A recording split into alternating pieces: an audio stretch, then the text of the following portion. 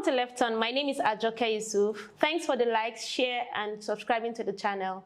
If you are new here, we dive into captivating stories of African trailblazers who have mastered the life unexpected twists from their childhood dreams to a remarkable career. On the spotlight today is an incredible guest. She's not just a strategist and a community manager, but also the digital content manager for Pastel Africa. And that's not all. She is a content creator with a vibrant persona known as the Thelagostourist. I'm very sure we all know who I'm speaking to.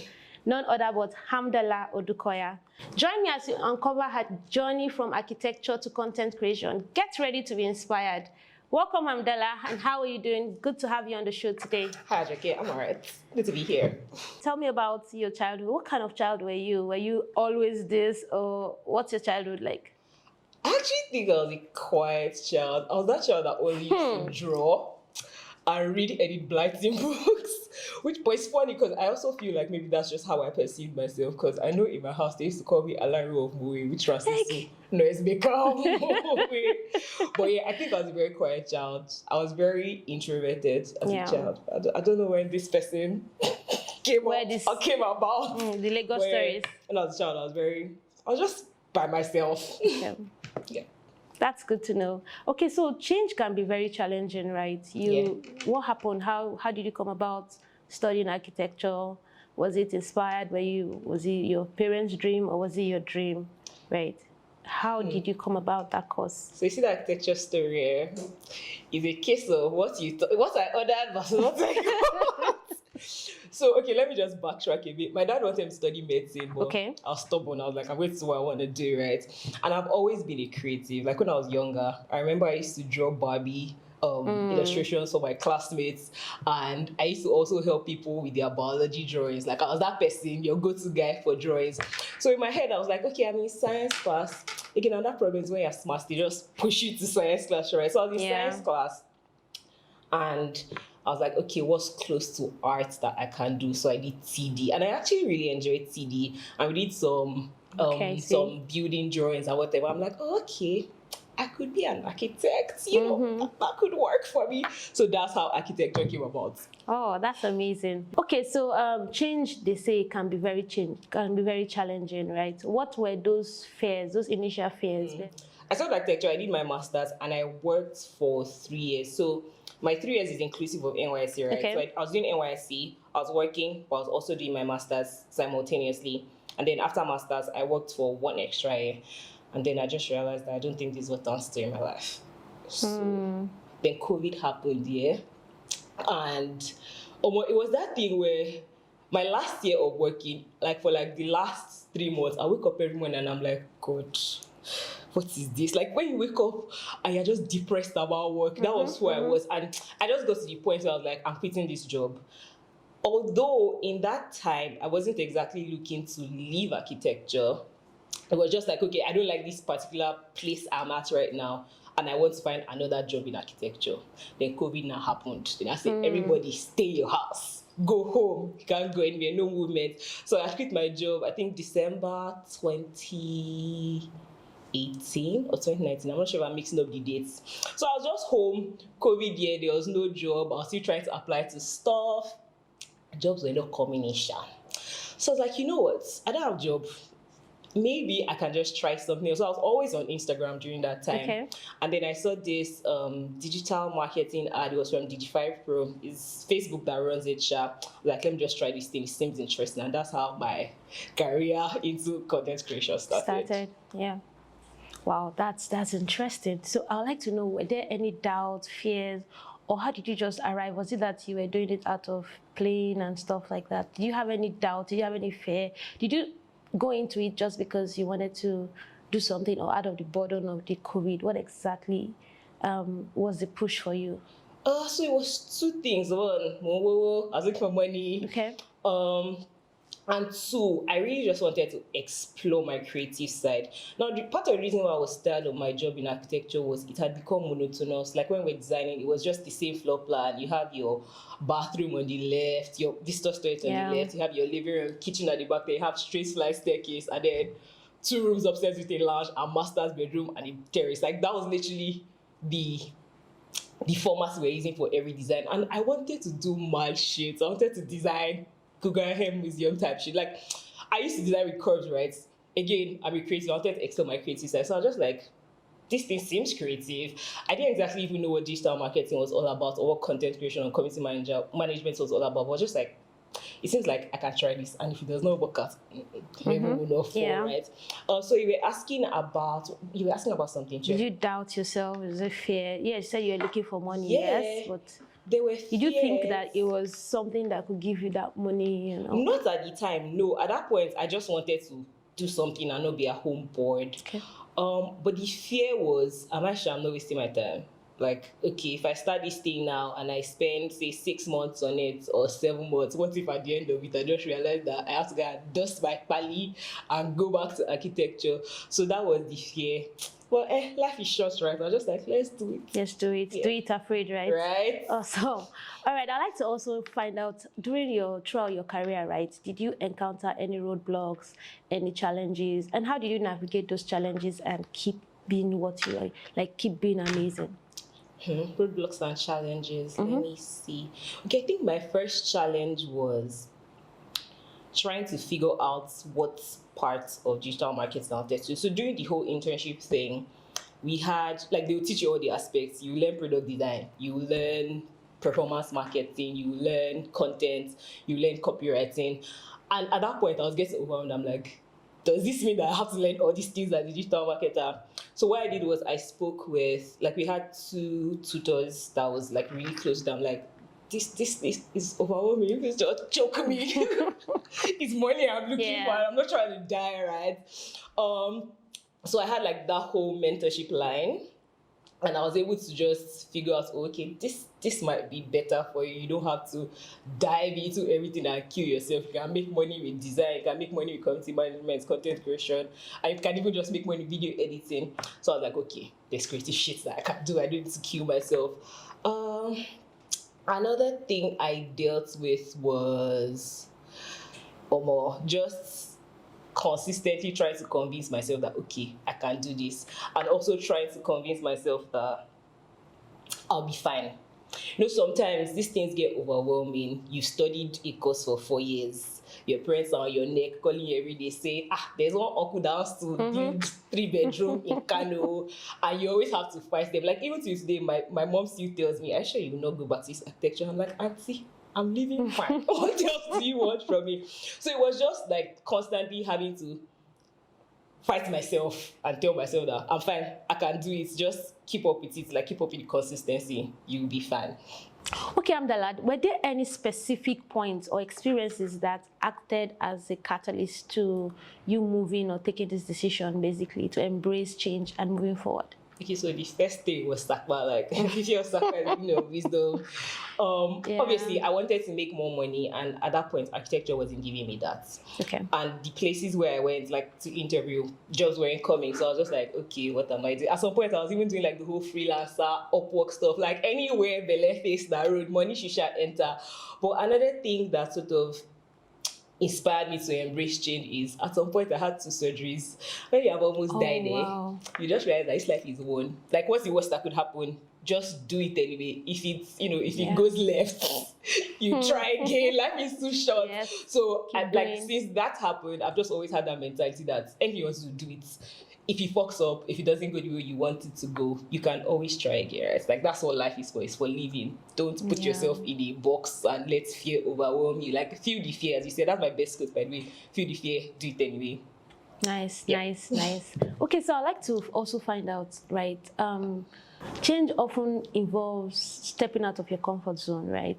You were comfortable doing architecture. Yes, you can say the Sapa. What exactly did you do? As in, how did you just switch from that particular career, and did you have to start all over, or what exactly? How did you navigate that change, that process? Yes, I had to start over. I feel like when I was in architecture, I was already in like mid-level. The next part was going to be management, right? But I was not enjoying it, so I had to start over. The internship, or the part where, where you start rethinking your life decisions, like, is this really for me? So after the internship, right, we had recruiters coming to interview you so you get the job. So I got a job after the internship program. Was for 6 months, I think. 3 months? 3 months. So I now went for my interview. Now it was COVID, so it was virtual. I went for the interview. They said, you passed, you did well. Oh yeah, bring letter. When I read my letter, I was like, Should I go back to the If I was in architecture, this like ×5, like it was like the money on the contract was divided by 5 of what I was earning before. Like, is this really the life I wanted to live? So I was like, okay, this is a long-term thing, right? It's fine, let's just do it. So that was like my number one strike. Then like how I was able to get with the program or learn stuff was I had a very, very regimented life that time. The Hamdala, now, it's not the Hamdala of 2 to 3 years ago. Tell us about it. How was the Hamdala in 2 years, 3 years? I was indoors, I was looking for money. I was in my space, digging it. So I used to sleep. I used to go to bed by like 9 p.m. And then I would wake up by 12 or 1 and then go on YouTube, watch videos, how to illustrate, how to use Photoshop, After Effects, Premiere Pro. I was learning everything back to back. Then I'll go to bed by 4:30. And then I'll wake up by 7, have my bath, 8, I'll go to work. So I did that consistently for like 3 months. Wow. And then after like by 3 months, the internship, I got retained and then I became a full staff. So that was like my first breath of fresh air. Like, okay, maybe I'm not going to die from SACPA, right? Yeah. Where that's how I was able to navigate that. And also just like doing the job, just making friends with people, networking, being very familiar with your bosses so that you, even if you are fucking up, right, or you don't know what you're doing, they will be there to hold your hand. Yeah, it's very important. And that's how I was able to navigate that. That's great. So there's a place in mentorship, like because my next question was going to be, how did you build support system aside? Well, it's people are important. Family is good for like when shit is hitting you in your head and you need to stare that you're the shit. Again, sorry, language. When stuff is getting to you, like when stuff is getting to me, I call my mom, I call my siblings. My elder sister is also a major factor in my career. Shout out to you, Mina. Anytime I had to write a CV or I had to write a cover letter or I just needed guidance, she would always be there. Okay. And also direct mentorship, like for instance, the Digify program, I was really close to not the founder, the manager, and she would tell me stuff like, I believe in you. Like when you're just around people that believe in you more than yourself, it's good because on this way you're feeling it encourages you and prepares you, and they push you in the right direction. They tell you what to do. They recommend you to jobs, to gigs. So yeah, people are important. Networking is important. Go outside, guys. You meet people. Go to tech events. That's great. So if I hear you talk about support from family, talk about from the workplace, and also proper mentorship, either in the line you're looking at, right? Yeah. Okay. So you have 60K followers as the Lagos Stories. Tell us about it. How did you get into this, and how are you able to grow your followers? Well, Lagos Stories there. See, okay. So when I started Lagos Stories, I didn't really start with intentions to grow followers or to be an influencer. I started because I was going through shit and I just needed an outlet in a way. And I've always been good at shooting videos, documenting stuff. Also, I have this friend, Aisha, again, shout out to Aisha, and she used to tell me that I think you can be a content creator. Like, I always watch all these people, like, I know you can do it. And I'm like, Auntie, it's money I'm looking for. That's not what was doing me. But yeah, I started Lagos Stories as, it was just like a thing for my mental health at that point. And, I started, people were liking my videos here and there. And then what I used to do was, because when I started, like the day I started Lagos Stories, started from my family group chat, I was like, okay, which of these names should I pick? Then after that, I posted to like my friends on WhatsApp, I'm like, I'm starting a page, people can't follow it, thank you. And so I used to give like updates on my WhatsApp story. So when it was 100 followers, 1K, 5K, like that. So it was really a very mushy thing. Like everybody, we all grew together on WhatsApp. And then after the whole trip documentation, I started getting DMs about, I want to go to this place. Can you please plan trips to this place? Do you plan trips? I'm like, okay, this could be a thing. Let's start planning trips. And then influencer collaborations. The first collaboration I got was from some hair brand. I can never forget. I was so excited. I'm like, oh my god, this could be a thing. They didn't even pay me, but it didn't matter. I was supposed to like unboxing video and I was like, so that was like the first stepping stone for Lagos Tourist. I'm like, okay. This is a thing. Yeah, this could be a thing. I can make money off of us on just internet. And it's been great since then. We planned our first outside Lagos trip in May. It was fun. We saw Togo, Ghana, Benin Republic, and Ivory Coast. I'm going to plan and done in November. Once to Southern Africa. Oh, and yeah, nice. That's Lagos Tourist in short.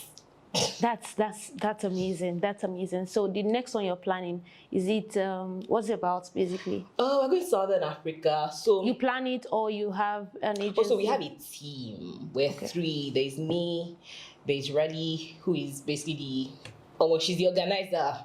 Me, I'm the creative person. I figure out where we're going, content. Then there is Waka Waka Doctor, that is our Oga, that makes us get sponsorships. So everybody has the thing they handle, their capabilities here. So it's basically for the team, or is it open to others? It's open to others. Like the first one, we did it with a couple of people. Like I think 8 people came on the trip.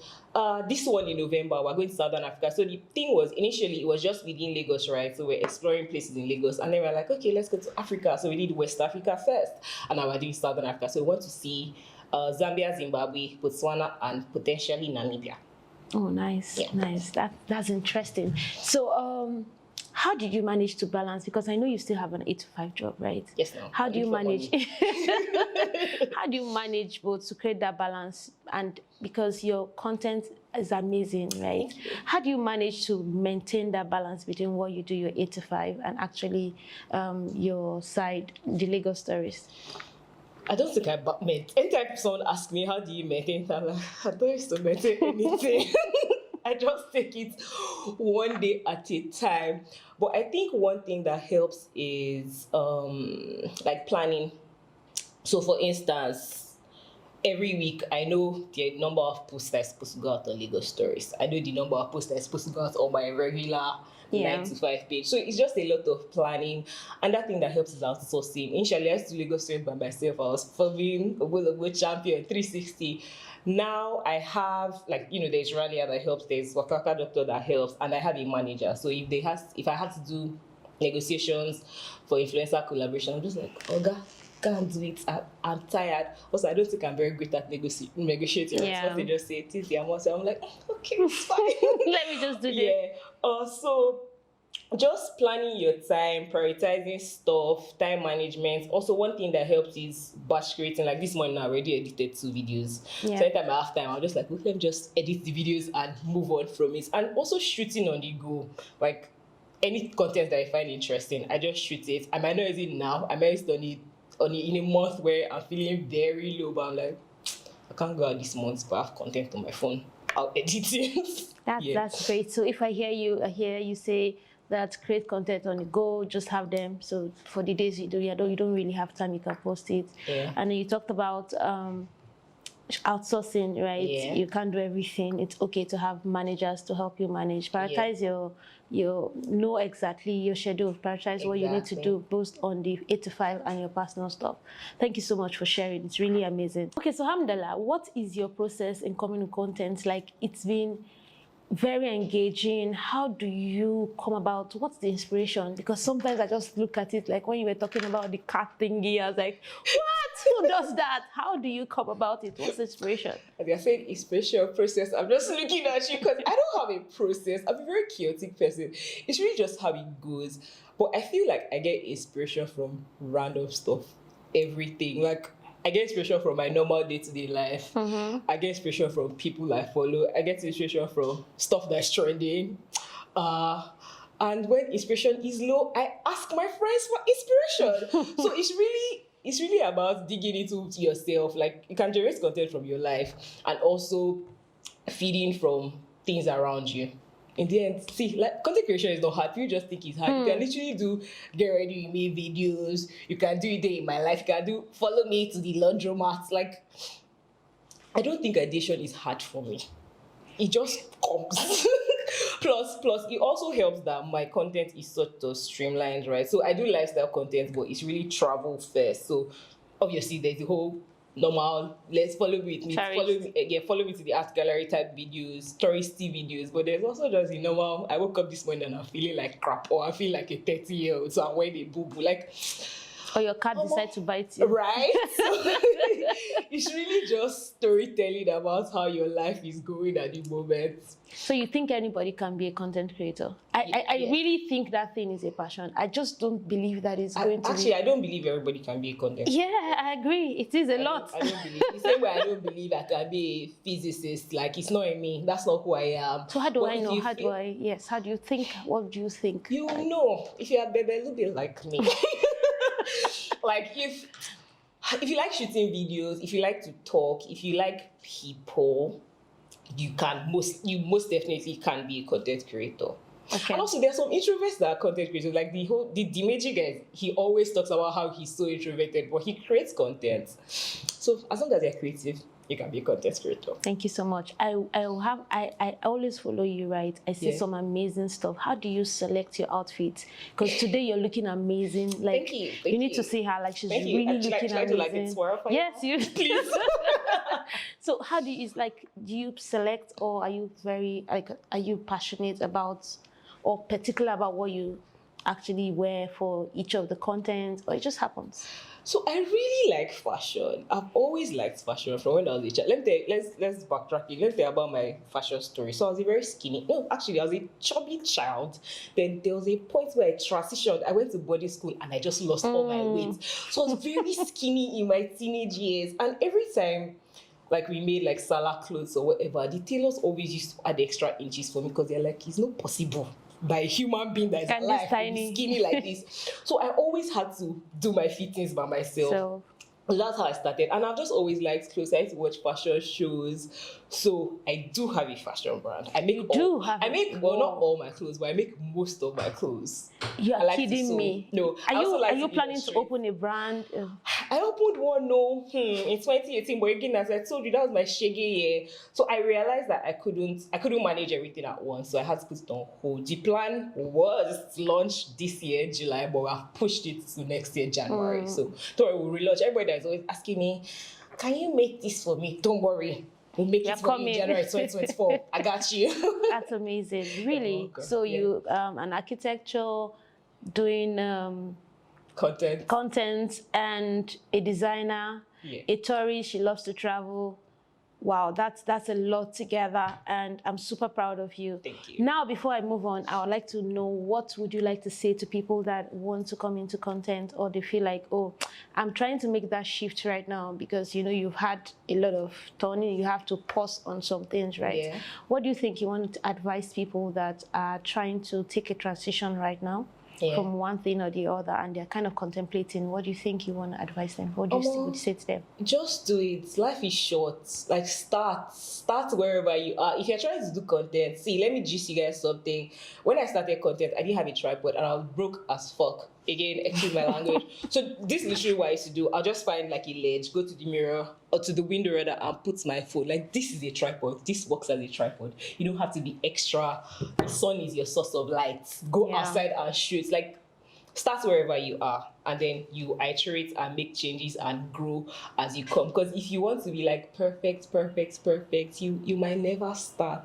This is also like me shading myself with my fashion brand, by the way. But yeah, just start anyway. Do it afraid. Do it anyway. If the shege comes, if you feel like you failed, take it as a learning experience. You know, you learn from your mistakes. Take it as a growth, as trajectory for the next step, the next 2 steps, and you'll be fine. Also, carry people along, go drag your family members, because it's like you need people. Because there'll be days where things will just not go right, and you feel like, should I really be doing this? Shouldn't I just go back and do what I what would feed me at that moment? But what I believe in is, if you really like something and you're consistent with it, it will translate to funds for you. So yeah, just do it and keep up with it. Don't give up. We're here for you. Thank you very much. So I would like so I want to ask, what would you say? Would you say you have to be prepared? You have to get everything together? No. Okay. Do I really want to say no? There's some serious children out there. I want Gen Z. Okay, so it's 2 things. start, do it anyway. But of course, you need to be prepared. Like if you need to take courses, if you need to have a mentor, if you need to leave Enugu and move to Lagos, like don't stay where you are and blame the world and say, oh, Nigeria is not working. We all know Nigeria is not working. Like put in efforts to ensure your growth, but also like start. Don't wait. Just start, then be putting in the efforts as you grow. So I hear you said consistent doing. The reason why I'm asking this question is because I saw a video about someone saying that, okay, I want to be a makeup artist and all that, had everything and started doing it. At the end of the day, she discovered that the makeup thing wasn't it, right? It was like she had to learn different things. You're basically you're focused on tourists. Yes, you have other things. But is it that if I want to start, someone wants to start, should we start from something that you want to do, or you can just randomly do stuff also? Don't randomly do stuff, or you might end up wasting your time. It's a bit tricky. Do what you love. Do what you think you can do. Like for instance, the makeup artist girl, it's possible that it just didn't work out. Like me now, before I started the whole digital marketing thing, I actually did product design. Like I learned Figma, I learned Adobe, what's the other one? I understood like UI, UX, the whole thing, but I did not get a job for that. And it was like, I'm not going to keep waiting here. I like this thing, but it's not working out. So I'm just going to move on to the next creative thing. So yes, sometimes you like something, you put in the work, it doesn't work out. Don't sit down there waiting. Keep doing. Life is short. We're all in Lagos, we're in Nigeria, right? So if something doesn't work for you, you can put it on pause or take it as a hobby. Like for now, right now, I'm taking the whole fashion thing as a hobby. I make my dresses. GT Fashion Week, I'll make my dress. I gotta pepper everybody there. Wow. But just do what makes you happy.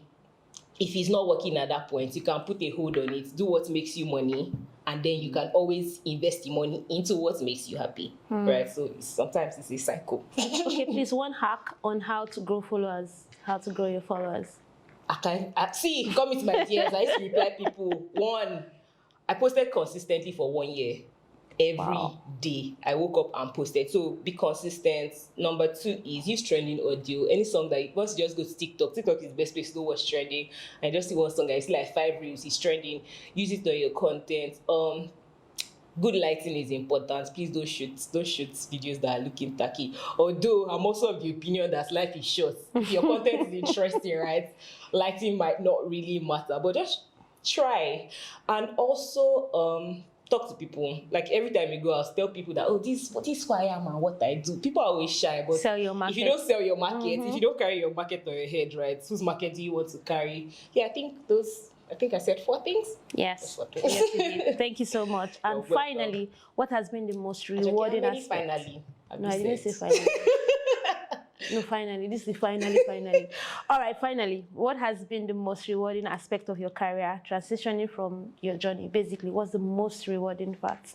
Most. If you have opportunity to change something, what would that be? And what is your most rewarding part about it? If I had opportunity to change anything, I would have done 2 years for a master's. I feel like I wasted 2 years of my life.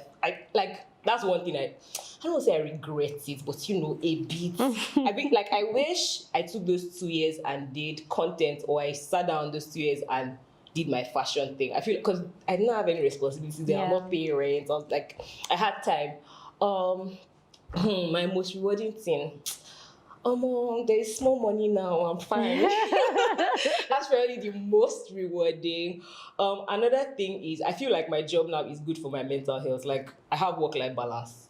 So 9 to 5, once 5 should knock, goodbye till tomorrow. And I didn't have that in architecture. We used anytime they message you work. We have delivery for clients, you work. So yeah, those 2 things, the money aspect and the work-life balance aspect. That's great. That's a great thing. Thank you so much, Amdala. You're welcome. So I would like to say that Amdala is the thelagostourist. You can follow her on Instagram. Thanks. Amazing content. Like not Instagram. I'm growing my TikTok page. Please follow me. Thanks. Follow her handle. So Amdala is. Please go ahead. She has something to say. I also just launched a podcast, girl. Oh my God! It's called Oversharing and Banter, and I am hosting it with my best friend Raliat. If you follow me, you probably already know Raliat. And it's Bebo but just saying it's a podcast. It's Bebo about life, about people, relationships, just drama. If you like drama, follow. It's Oversharing and Banter everywhere. Spotify, all the streaming platforms. Really, find us and subscribe to our YouTube channel. Bye. That's another baby. That's another baby. Really, thank you so much for sharing. It's been very, very interesting. Like I said, one of my favorite posts was about the cat. Like she had to give a cat that beat her food to eat. That's amazing. But she's having amazing, interesting content from being an architect to actually doing content creation. Amazing. Thank you so much, everyone, for watching. Please like, share, and press the subscribe button. And see you in the next episode. Bye, guys.